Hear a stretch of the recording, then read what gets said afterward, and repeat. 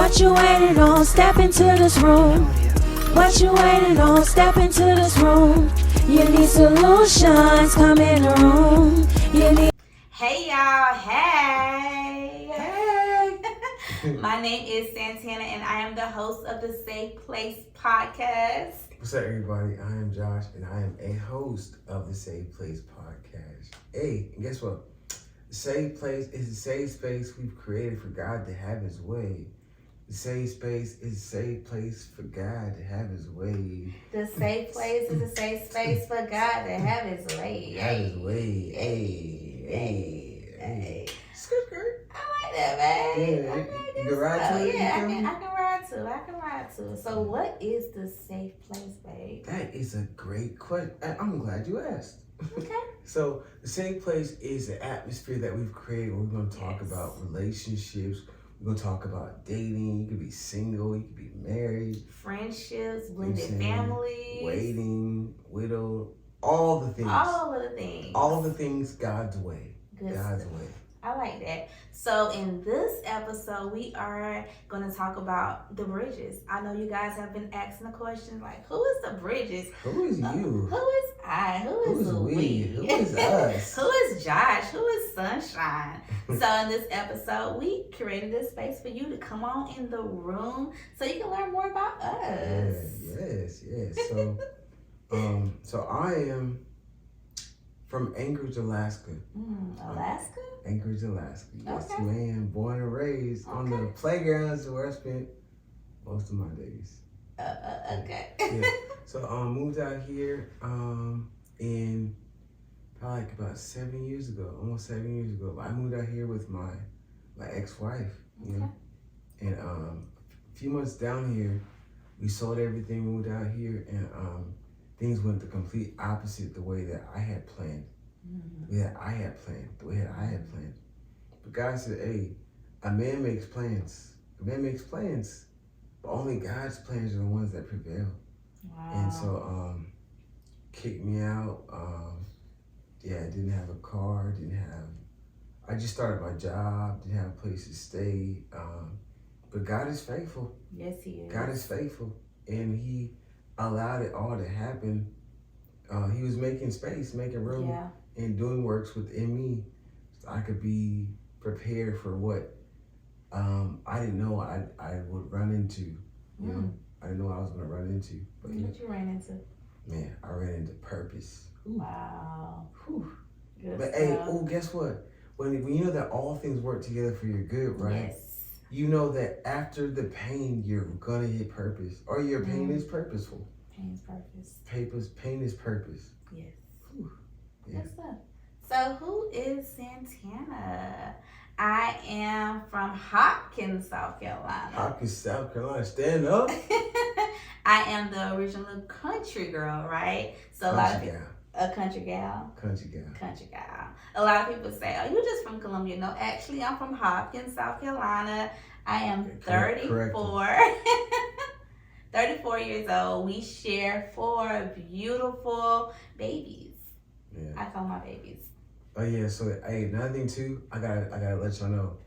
Hey, I am the coolest, dopest freshman on the block, cause I got the baddest senior. I'm 31. Hey, she 34. You got it? But you look a little older than me. Nah. Yeah. Nah, I'm gonna say it this way. I mean, you look better than me. Okay, I'll take it. Yeah, I'd rather say, hey, you look better than me, but you look older than me too. No, I don't. See, he got jokes. He's a jokester. Yeah, but that's how this thing. So yeah, so let's do the icebreaker, okay? Okay, I love a good icebreaker. What you got? We gotta break the ice. Yeah. So when you think about Josh, and Santana, when you think about Dimp and Sunshine, what's the first thing that comes to your mind about our future? That you love me forever and you're going to give me ice cream and ginger ale for the rest of my life. Yeah. That sounds real good. Something that they don't know. Something they don't know. Well, they probably don't know this. Anybody who knows you knows that you were Gingerellian. So fun fact, your girl loves ginger ale. I'm gonna always have a ginger ale or a snack by my side. Love, love, love. Yeah, love. So when I think about Sunshine and Dimp, Joshua and Santana, what's the first thing that comes to mind? The first thing that comes to mind is the prophecy, the word that God released over our life, right? God released that we were going to be in ministry. And here we are today on the platform, in the room, in the safe place, working out the prophecy that God spoke, right? Mm-hmm. So I believe that we're just getting started. God is about to blow our minds. And if we're giving God a yes now, think about what's to come. This yes is access to everything that God has waiting for us in the future. Mm-hmm. That's the whole word. A yes now is a yes later. Oh yeah. Man, I don't know. I can't. How am I gonna top that? Listen, you can try. You can try. There's no conversation where we're one at all. So when I think about our future together, I think about my favorite scripture. One of my favorite scriptures. One of them, in Ephesians, where he says, "Now unto him who is able to do exceeding and abundantly far above all that we may ask or think, according to the power that's at work within you." Yeah. So from our partnership with God, he's able to do immeasurably more than we could ask or think. And I guess what I'm living proof. We're living proof that, man, everything that we've set our feet to, like we planned on doing, man, God has put cherries, whipped cream, and he switched it out and put stuff that we didn't even know. Like God be definitely guiding. God be guiding. God is faithful, right? Something that you said kind of stood out to me. Everything that we put our hands to, our feet to, God is doing it because we gave God a yes, because we was obedient, right? That yes is the key to unlock the things that God is doing now. And we just getting started. Just getting started. It's only up from here. It's only up from here. All right. So I know you guys are wondering, like, what's your story? How y'all met? Let's tell them. I mean, you always tell the story better than me. Like, how did you meet me? Man, good thing. Well, so I'll be honest with you, truthfully, I was at service and like I've never been approached by women so aggressive. Oh, okay. We're going there. So at my old church, I was a musician, and the first lady asked if I could come play at the women's service that they're having on this Saturday, and I was like, sure, come on, I'll be there. That was your response? Yeah, I'll be there. Oh, okay. Not even thinking like, yeah, bro, you gotta work. It's like, yo, you gonna forfeit a Saturday? Like, yo, you just forfeit like about at least $200. Right, as a barber, right? As a barber. I was like, all right. I mean, but I didn't think anything of it. So I'm at the service and on the board playing and get to the worship part, and you know what I'm saying? And out of nowhere, the baddest thing walks in the door. Not the baddest. Yeah, just I'm like, I am worshiping. And I'm like, what? Like, yo, this woman she's got it, right? But then like immediately she's like looking for her seat. She found her seat, put her bag down, hands up, eyes closed, mouth open, and just started worshiping God, and was just so desperate for him. And at that moment, I felt like the Grinch. Y'all seen the Grinch? Remember when he was on the hill, about to throw away all Whoville's presents? Oh yeah. And he was like, you know what I'm saying? His heart grew. Like, at that moment when I saw you, I was like, God, what are you showing me? Because I felt so attracted to that. I was like, God, that's her. I kind of felt like Samuel when he went to Jesse's house and he's like, hey God, I know you sent me here for the next king. Is that it? Nah, he went through all of them and he was like, hey Jesse, you got another son? Because I know God sent me here. I know God sent me here. And he's like, yeah, I mean, David's out in the back, but hey, well, bring me here. And the word says that as soon as David hit the door, bing, the oil fell. Wow. And as soon as sunshine hit that door, bing, the oil is flowing. It didn't fall, it's flowing. It is flowing. Because we just going right now. Yeah. That's good. Now, something that you said stuck out, and it always sticks out to me, that yes, you noticed my beauty, right? Mm-hmm. But it was my worship that caught your attention, right?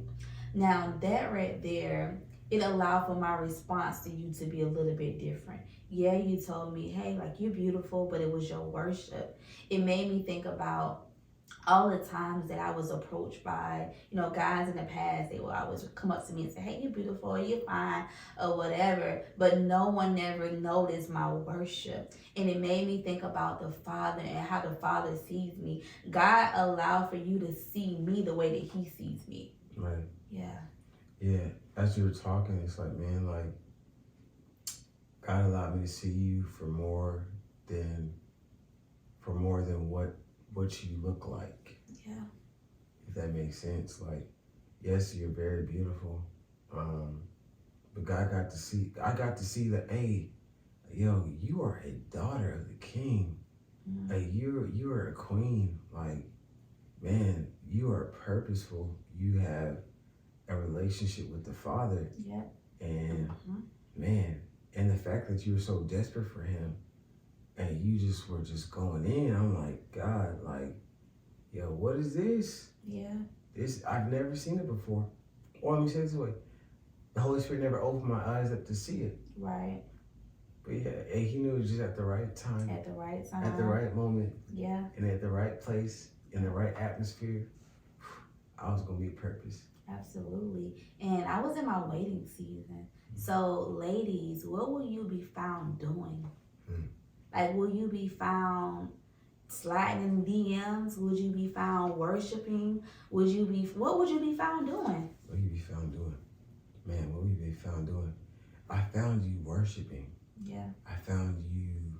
And I wasn't checking for no one. I found you honoring your father. I found you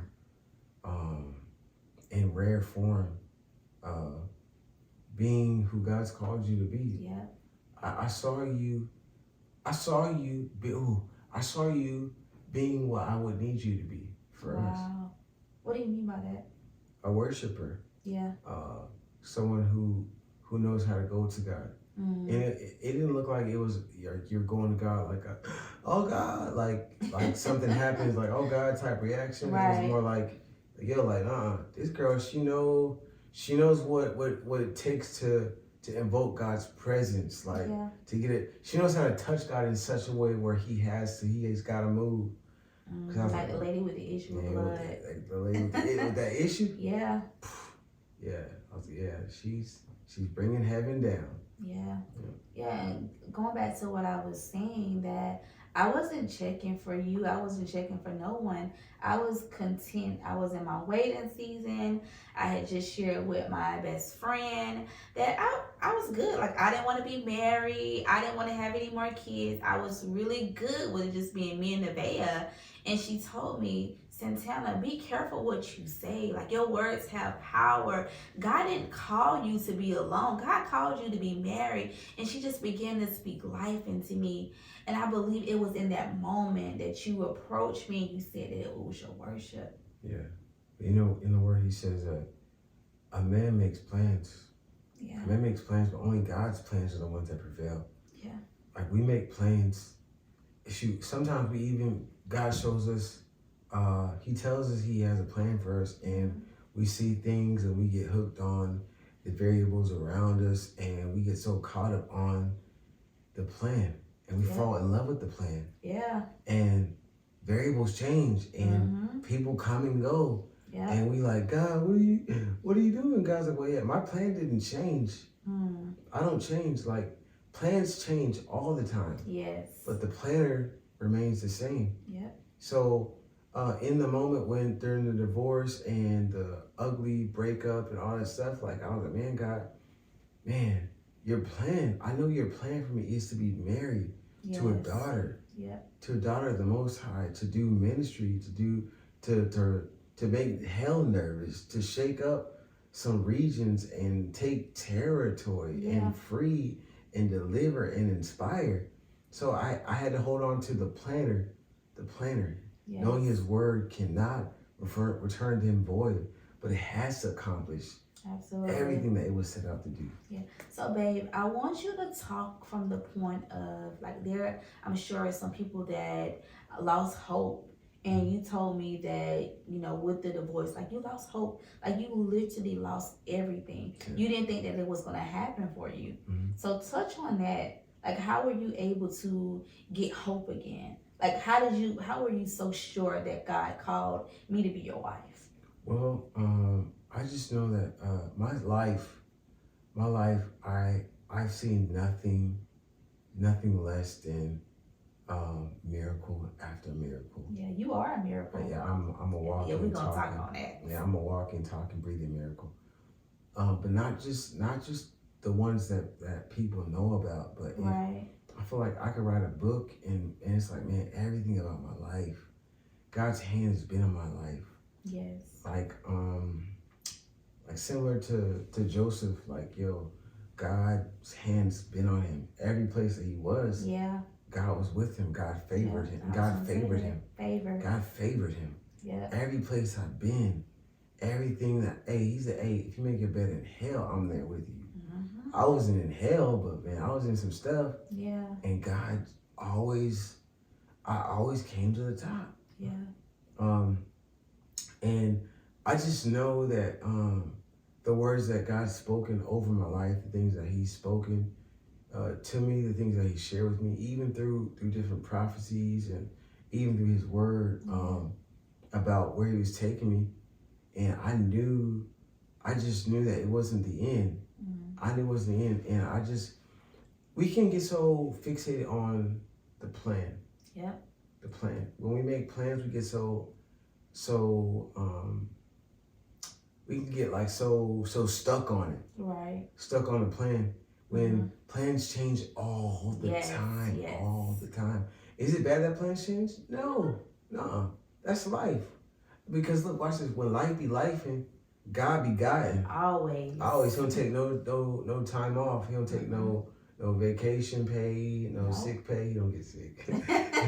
He don't take no leave of absence. None of that. Like, so when my variables changed, when the plans changed, I'm like, God, I'm holding on to you. Yes. You know what I'm saying? That's when they say in the old church, hey, hold on to God's unchanging hands.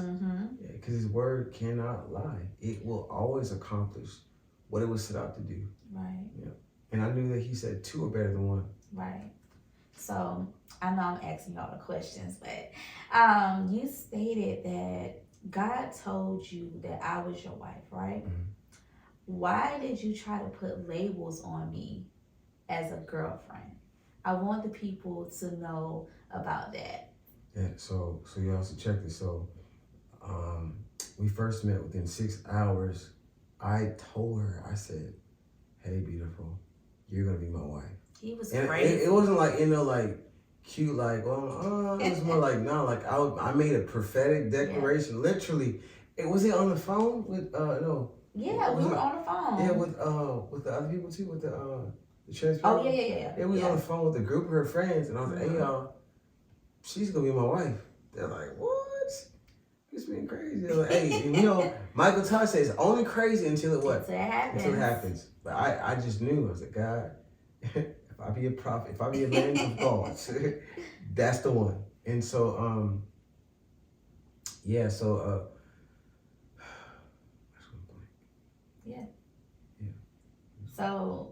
you said you put the label on me as. I put the label on you as being my girlfriend. I was like, hey, can you be my girlfriend? And he was like, I'm not a girlfriend. Yeah. Because I knew what the Father said concerning me. God told me that I was not a girlfriend. He told me that I was a wife. So with him allowing me that, telling me that, like, you're going to be a wife, I couldn't accept anything other than that. So when you came to me like, oh, can you be my girlfriend? Girlfriend who? Like, that's not what the Lord said. Like, it didn't sound like, because how can you tell me that God told me that you're my wife and you asked me to be your girlfriend? Like, it's not lining up. Yeah. God didn't want me to put a temporary label on someone who has a permanent place in the kingdom. Yes. I try to give you a temporary label on your permanent place that He's already you've been seated there. Yeah. Because of my insecurities, because I felt like I wanted to put my hands on it. I wanted to feel like, yo, that's my girl, that's my girlfriend, and you know what I'm saying, I don't gotta worry about losing her. God was like, hey, what's for you is for you. Yep. What's for you is for you, and what's not isn't. You know, and what I said is what I said. Like, I don't need you. God was like, I don't need your help in that way. Nope. I don't need your help in that way. I don't need you calling her something that I haven't called her. Yeah.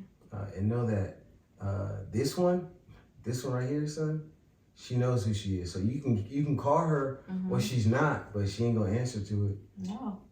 Yeah, and she wasn't. That's why it's so important that you know who you are and you know whose you are and what the Father says concerning you. Because if God is calling you a wife, then don't accept anything other than that. So often we hear things, especially things from our past, and when we hear them say that, we answer to it. No, if God isn't calling you a girlfriend, don't answer to that.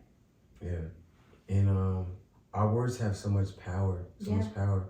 In Genesis, God told Adam, after He created everything, He said, hey, Adam, He said, whatever you call these things, whatever you call it, that's what it's going to be. I'm going to give you the authority, the power and the authority to give these things names, to give these things identity. Yeah. Give it identity. Hey, so with the power and the authority given to me by God, hey, I'm not going to call you something temporary. Right. I'm going to call you my rib. I'm going to call you my partner. Yeah, your helper. My helper. Yes. My boo thing. My little yaya. Yaya. I don't know. That's something Listen, we don't say that. Y'all must be say that in Alaska. We don't say yaya. I'm sorry. We don't say all of that. No, but yeah, it's been amazing eating the fruit. Yes. Eating the fruit of what I spoke. Yeah. And so yeah, you don't want to be a girlfriend. You want to be called a wife. Yeah. And it shouldn't take a person forever to know, especially if God said it, right? I've been in a lot of conversations where people tell me that God told me that that's going to be my wife or that's going to be my husband. But if God said it, then why is it taking forever? Like God told you, and although you try to put that temporary label on me, we still got married, right? Because we knew what God said. So why do you think, you speak from a man perspective, right? Why do you think that it takes a guy forever to propose? There's a lot of different reasons. One is, I think the most infamous answer to that is people don't know whose they are. Yeah. So if I don't know who God is and what He calls me, how He calls me royal priesthood, a chosen generation, a holy nation, He calls me, you know what I'm saying, the apple of His eye. You know, He calls me His handiwork. You know, He calls me all these things, and He's giving me identity. If He doesn't give me, if I don't know Him, then how do I know who I am? Yeah. So then, if I don't know who I am, how can I know who you are? Right. So then, how do I know what I'm looking for? So I'm just looking at the world, and I'm just trying to get this and that, and I'm just, you know, I don't have anything to stand on because the world is always changing. It's not something that you can actually anchor on because it's continuing to evolve. So I would just say that knowing God is the ultimate way to get to know yourself. Yeah. So that you can know who you are and what He has accessible to you. Yeah. And just speaking from a lady's perspective, because, you know, I've been there. I've been in the season where I was waiting, I was dating, I was in situationships. I heard that God say that someone was my husband, and it wasn't. I think it comes from a lot of different things, right? Who gave you identity? My father, he didn't really speak what God said concerning his daughter, right? He didn't speak it, so I got it from the world. So I think that when you say that, oh, God said it's my husband, like you're not really sure. For one, if you have a relationship with the Lord, then you're able to discern God's voice, right? And then also, like, who's in your corner, who's in your ear. Like, I didn't have anyone in my ear. I didn't have anyone that was speaking in life, speaking the word, speaking what God said. So I just went for what I knew. Like, I didn't have daddy to say, like, you're beautiful. You don't need a man to call you that. Like, I didn't have that. I had daddy in heaven, but I didn't have daddy saying that, you know? Yeah. So I think, like, just speaking from a woman's perspective, that they may not have no one in their corner that can speak those things. Yeah. That's why I love how loving God is, right? When he met with Moses in the bush, he told him, he said, Moses was like, well, who do I tell him sent me? He said, well, tell him I am that I am sent you. What does that mean? So having a relationship with God lets you know that I have all that I need. Yeah. All that I need is found in God. I am that. You didn't have a dad? I am your dad. I am your father. I am the father to the fatherless. I am the mother to the motherless. Hey, what you need, I'm him. Yeah. I'm him. And I think, like, in that season of me waiting, I was able to build a relationship with the Lord, and he was daddy. Yeah. I knew God as the Father, and he began to speak things that I've never heard. He began to give me my identity.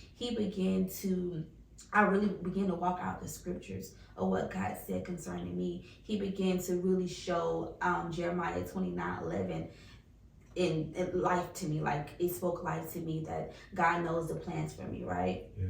I began to walk that scripture out every single day. Like, God, you know the plans that you have for me. God, you knew what you called me to be. You knew that you called me to be a wife.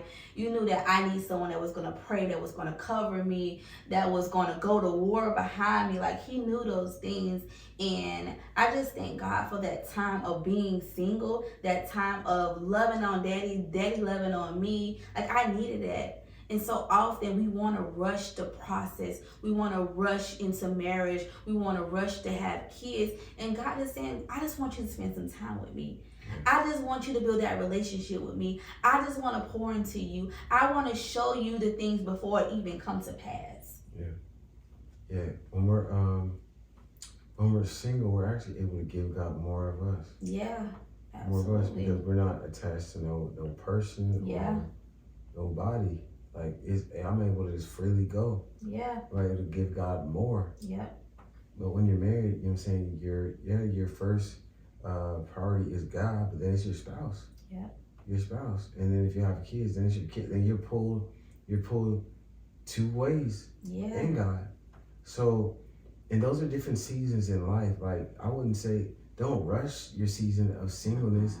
And get all that you can get from God. Yes. Hey, I would say get your identity. Like, yo, God, who am I? Oh, yeah. Who am I? What are you creating me to do? Who have you created me to be? Like, what is your plan for my life? And serve him wholeheartedly, because, you know what I'm saying, if you take care of God's house, he'll take care of yours. Yes, every time. So I would encourage you to seek God like never before.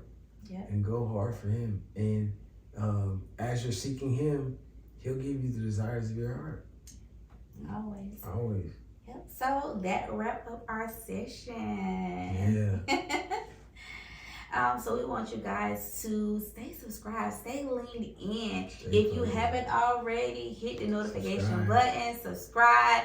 And if we haven't covered, we know we didn't cover everything. So if you have any questions, anything that you want us to talk on, drop in the comment section or send us an email. We created this space just for you. Yeah. Hey, and if you have anything that you want to share with us, or any testimonials, or how you been, that's inspiring, hey, drop it in the comments. Hey, share this. Yes. Hey, tag us in it. Hey, we wanna be God's hands and feet. We believe that us sharing our story is going to free someone. It's going to empower somebody. It's going to uplift somebody. Like, absolutely. Yeah. Any prayer requests, drop it in the comments. We would love to pray over it. Yes, ma'am. Yep. So that's our time. We love you guys. We are really doing life with you. Yep, we are. Yep. All right. Until next time.